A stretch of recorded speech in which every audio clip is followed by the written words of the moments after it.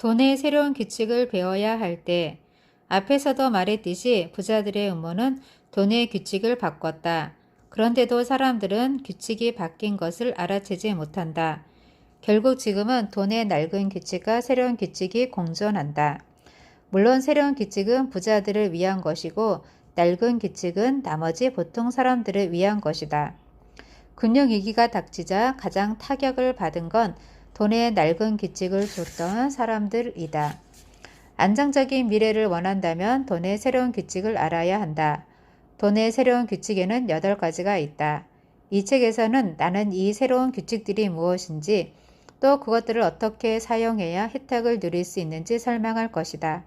일단 여기서는 돈의 낡은 규칙과 새로운 규칙이 어떻게 다른지 2가지만 비교하겠다.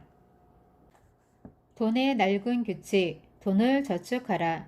1971년 이후 달러는 가치를 지닌 돈이 아니라 단순한 지불 수단으로 전락했다. 결국 돈을 저축하는 사람은 실패자가 되고 만다. 미국 정부는 저축하는 것보다 더 빨리 돈을 찍어낼 수 있다. 수많은 금융 전문가들이 복리 이자의 힘을 극찬하지만 복리 인플레이션의 힘에 대해서는 이야기하지 않는다. 지금 상황에서는 복리 디플레이션의 힘까지 크게 작동한다. 인플레이션과 디플레이션은 정부와 은행의 합작품이다. 아무 근거도 없이 돈을 찍어내고 또 그것을 빌려줌으로써 정부와 은행은 경제를 효과적으로 통제할 수 있기 때문이다. 다시 말하지만 우리가 지금 쓰는 돈은 그 가치를 뒷받침할 아무런 근거도 없이 만들어진 것이다. 오로지 미국이라는 나라에 대한 믿음과 신용만이 그 가치를 뒷받침할 뿐이다. 오랫동안 전 세계인들은 미국 채권이 세상에서 가장 안전한 투자처라고 믿어왔다. 사람들은 미국 채권을 사들이기에 바빴다. 하지만 2009년이 되면서 30년짜리 미국 재무부 채권의 이자는 3% 이하로 떨어졌다. 이것은 의미 있는 신호다. 가치 없이 찍어낸 돈이 너무나 많이 쏟아져 나온 결과 그 가치를 유지할 수 있는 한계를 넘어섰다는 뜻이다. 저축하는 사람은 모두 실패자가 될 것이다. 미국 채권은 이제 가장 위험한 투자 상품으로 떠오를 것이다. 어째서 그렇게 되는지 이해하지 못한다고 해도 걱정할 필요는 없다. 학교에서 금융교육을 하지 않기 때문에 대다수 사람들이 모른다. 그래서 금융교육이 중요한 것이다. 돈, 채권, 부채에 관한 실질적이고 자세한 내용은 뒤에서 설명할 것이다. 그동안 가장 안전한 투자 상품이었던 미국 채권이 이제 가장 위험한 투자 상품이 되었다는 점만 알아두어도 상당한 도움이 될 것이다. 돈의 새로운 규칙, 저축하지 말고 현명하게 써라. 많은 사람들이 상당한 시간을 들여 돈 버는 방법을 배운다. 소득이 높은 직업을 얻기 위해 좋은 학교에 들어가고 졸업한 후에는 직장에 들어가 열심히 일해서 돈을 번다. 그렇게 번 돈은 은행에 저축한다. 새로운 규칙에서는 돈을 버는 법이나 저축하는 법보다 돈을 쓰는 법을 아는 것이 더 중요하다. 돈을 현명하게 쓸 줄 아는 사람이 돈을 현명하게 저축하는 사람보다 더 잘 산다. 물론 여기서 쓴다는 말은 투자한다 또는 오래 지속되는 가치로 돈을 바꾼다라는 의미다. 방구석에 돈을 묻어두어서는 결코 부자가 될 수 없다. 그리고 방구석에 묻어놓는 것보다 더 나쁜 선택은 은행에 넣어놓는 것이다. 부자들은 돈을 현금으로 자산에 투자한다. 이것이 부자들만이 아는 부의 열쇠다. 부자가 되기 위해서는 본래의 가치가 그대로 유지되면서도 일정한 소득을 제공하고 또한 인플레이션에 따라서 가치도 계속 올라가는 자산에 돈을 쓸 줄 알아야 한다. 시간이 가면서 가치가 떨어지면 안 된다. 돈의 낡은 규칙, 분산 투자를 하라. 분산 투자라는 오래된 투자 원칙은 주식, 채권, 뮤추얼 펀드 등을 골고루 사라는 것이다. 하지만 아무리 분산 투자를 잘한다고 해도 주식시장이 30%나 폭락하는 상황에서는 아무 소용이 없다. 소위 투자의 귀재라고 불리는 사람들이 분산 투자를 소리 높여 외치면서 시장이 추락할 때마다 팔아라 팔아라 팔아라고 외치는 것은 정말 이상한 일이다. 분산 투자가 그토록 확실한 투자 방법이라면 시장이 조금 요동을 친다고 해서 왜 호들갑스럽게 모조리 팔아야만 하는 것일까? 분산 투자는 투자자 자신이 무슨 투자를 하는지도 모를 때나 하는 것이다. 워렌 버핏은 이렇게 말한다. 분산 투자는 아무리 잘해봤자 제로섬 게임일 뿐이다.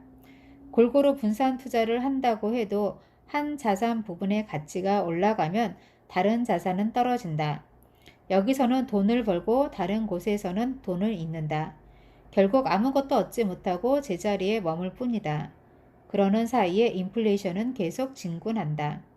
현명한 투자자는 분산 투자를 하기보다는 특화하고 집중하여 투자한다. 자신이 투자할 분야에 대해서 꿰고 있고 기업이 어떻게 움직이는지 읽을 줄 안다. 예컨대 같은 부동산에 투자하더라도 어떤 사람은 임야에 특화하고 어떤 사람은 아파트에 특화한다. 같은 부동산이지만 전혀 다른 비즈니스 분야인 것이다. 주식에 투자할 때 나는 안정적으로 배당금을 지급하는 기업에 투자한다. 가로 열고 현금 흐름에 투자하는 것이다. 가로 닫고. 예를 들어 나는 석유 파이프라인을 구축하고 운영하는 회사에 투자하고 있다. 2008년 주식시장이 붕괴하면서 이 기업의 주가는 폭락했고 현금 흐름 배당률이 높아졌다. 나쁜 시장 상황이 나에게 좋은 투자 기회를 준 것이다. 물론 투자 기회를 찾기 위해서는 자신이 무엇에 투자하고 있는지 알아야 한다. 똑똑한 투자자는 경제의 흐름을 타는 기업을 소유하거나 현금 흐름 자산에 투자하는 것이 주식, 채권, 뮤추얼 펀드 등에 분산 투자하는 것보다 훨씬 유리하다는 것을 안다. 주식, 채권, 뮤추얼 펀드는 시장이 혼란에 빠지는 순간 함께 망한다. 돈의 새로운 규칙, 돈을 관리하고 투자를 집중하라. 분산 투자하지 마라. 자신의 돈을 통제하고 투자를 집중하라. 금융위기로 인해 나 역시 약간의 타격을 받기는 했으나 아주 큰 손해를 보지는 않았다. 그것은 내가 가진 부가 오르락내리락 하는 시장 가치, 가로 열고 자본이득, 각종 자본적 자산의 평가 변동에서 발생하는 차이, 가로 닫고, 에 의존하지 않기 때문이다. 나는 자본이득이 아닌 현금 흐름에만 투자한다. 예컨대 나의 현금 흐름은 기름값이 떨어지면 약간 떨어진다. 그럼에도 여전히 튼튼하다. 매 분기마다 배당금을 받기 때문이다. 기름 주식의 가격, 즉 자본이득이 떨어지더라도 나는 이 투자에서 현금을 뽑아내기 때문에 걱정하지 않는다. 주가의 등락에 따라 주식을 팔아 이익을 실현할지 말지 고민하지 않는다. 부동산 투자도 마찬가지다. 나는 현금 흐름을 확보할 수 있는 부동산에 투자한다. 즉 매달 임대료를 받을 수 있는 곳에 투자한다는 뜻이다. 그러면 가만히 있어도 돈이 들어온다. 현재 금융위기로 곤란에 처한 사람들은 한결같이 자본이득에 투자한 사람들이다. 다시 말해 가격이 오를 것이라고 기대한 주식이나 부동산, 즉 투기 자산에 투자한 사람들이 곤란을 겪는 것이다.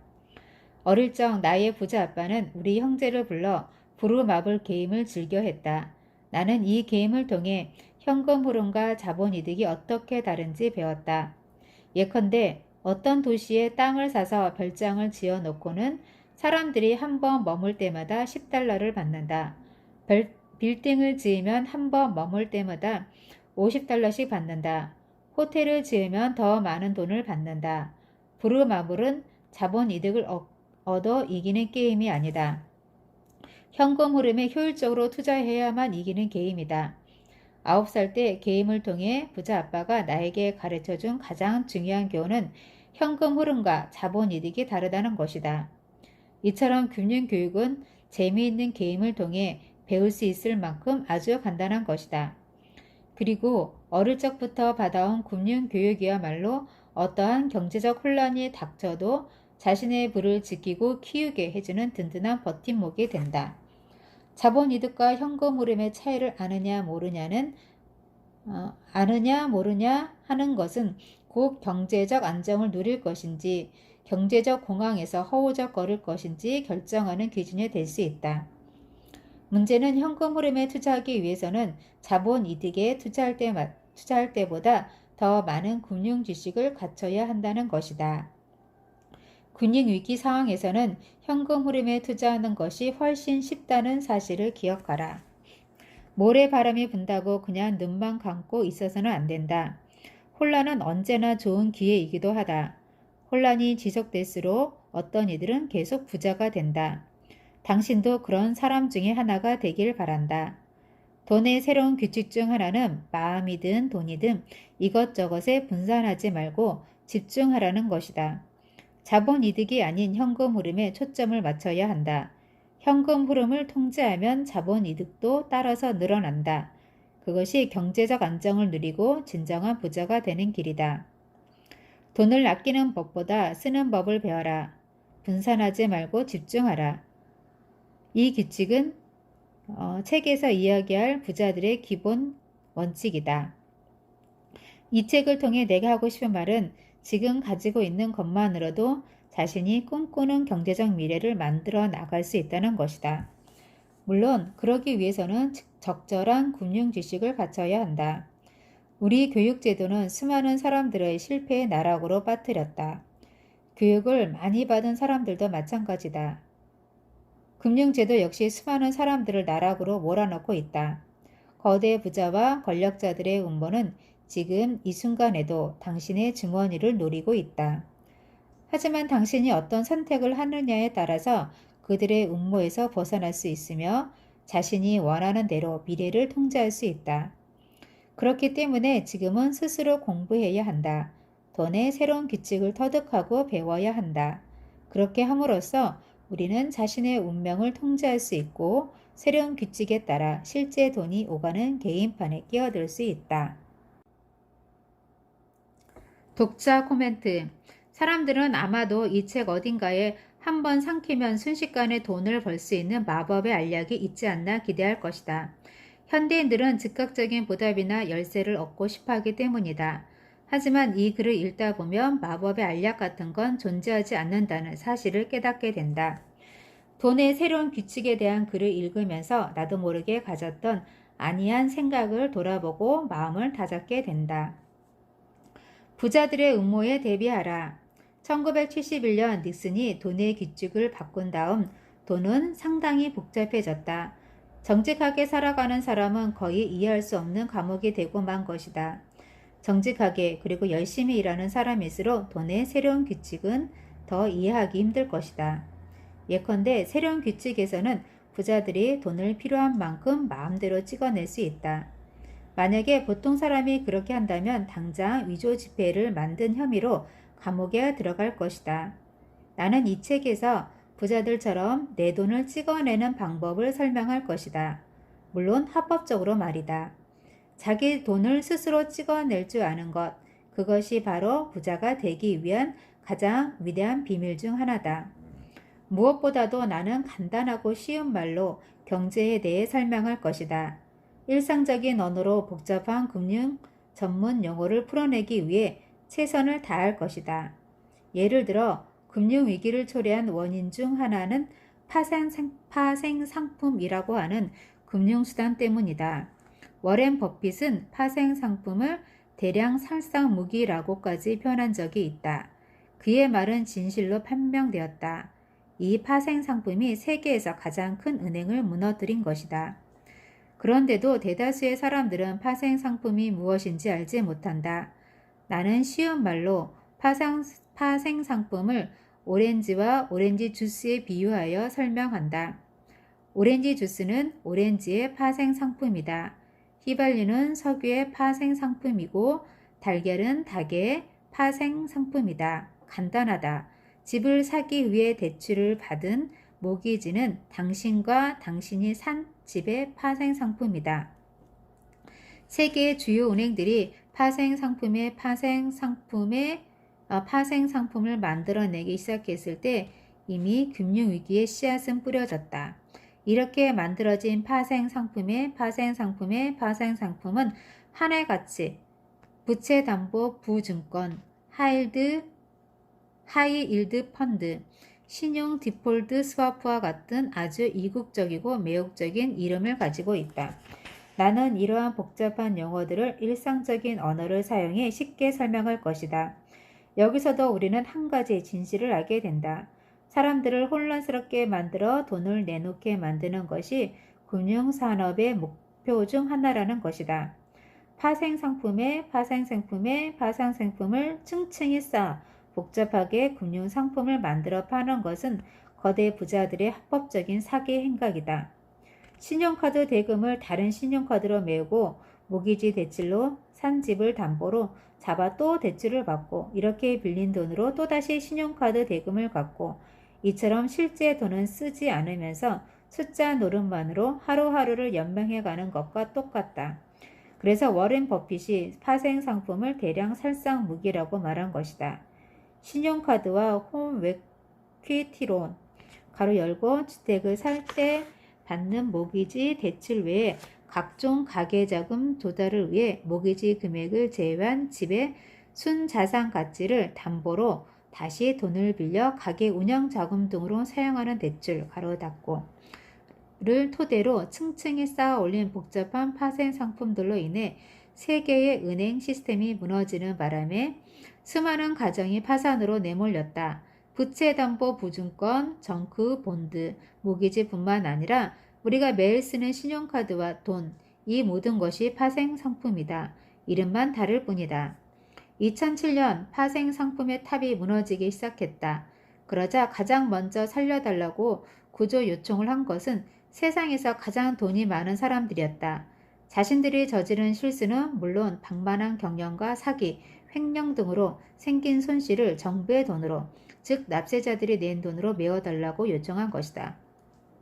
그런 이유로 구제금융은 부자들이 자신들의 돈을 지키기 위한 음모 중에서 절대 빼놓을 수 없는 중요한 기능을 한다. 나의 책 부자 아빠 가난한 아빠가 공전의 베스트셀러가 된 이유 중 하나는 어려운 금융 용어를 쉽게 풀어 썼기 때문이라고 생각한다. 나는 이 책에서도 그러한 노력을 기울일 것이다. 단순함은 재능이다 라는 말도 있다. 생각을 단순하게 하기 위해서 너무 세세하거나 복잡한 설명은 피할 것이다. 또한 핵심을 전달하기 위해서 기술적인 설명보다는 일상적인 이야기를 통해 풀어가고자 한다. 돈으로 돈을 버는 부자들은 사람들이 계속 복잡하고 혼란스러운 상태에 머물러 있기를 바란다.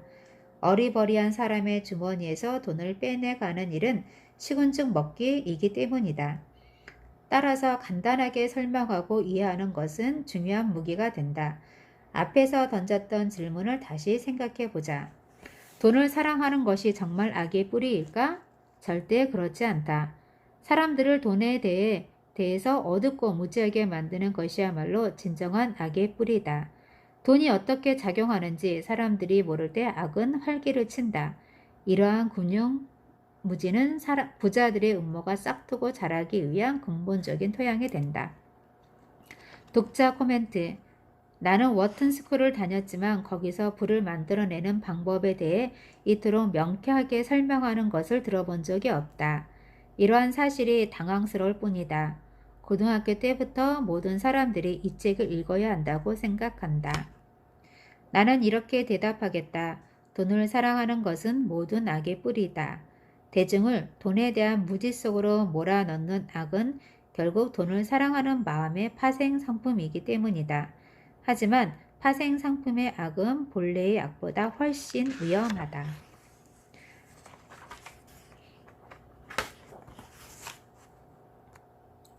제1장 오바마는 정말 세상을 구할 수 있을까는 다음 시간으로 이어집니다.